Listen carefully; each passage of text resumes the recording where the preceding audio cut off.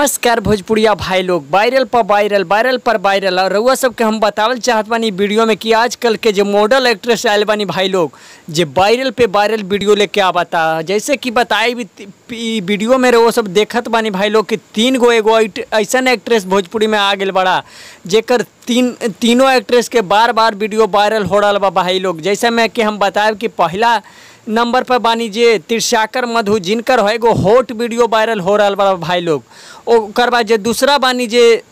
प्रियंका घोष जी, ओकर बाद जे तीसरा बानी भाई लोग जे प्रियंका पंडित, यानी जे तीनों बानी जे बहुत ही बड़ा बड़ा एक्ट्रेस, बहुत ही बड़ा बड़ा हीरोइन और मॉडल्स बारे, जकरा के वीडियो बहुत ही हरकत वीडियो वायरल हो रहा बा भाई लोग। हम बताएब रहे वो सब के अगर वो सब भोजपुरी देखल सुनल चाहतानी या भोजपुरी के पसंद करल चाहतानी तो हम बताई भाई लोग कि वो सब कमेंट में ज़रूर बताई कि का भाई लोग भोजपुरी के एक्ट्रेस मॉडल्स के भोजपुरी भाषा में रहे के चाहिए या का करी। रउआ सब अपना कमेंट में ज़रूर बताई। अब हम बताए भाई लोग कि अगर रउआ सब ये सब के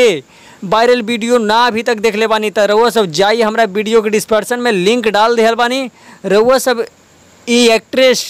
के हर कीत वीडियो के देखी और रउआ सब कमेंट में बताई कि के ई भोजपुरी इंडस्ट्री में रहे वाला बा या ना। और हम बताए भाई लोग कि यही तरह कोनो भी भोजपुरी एक्ट्रेस, कोनो भी भोजपुरी के मॉडल्स के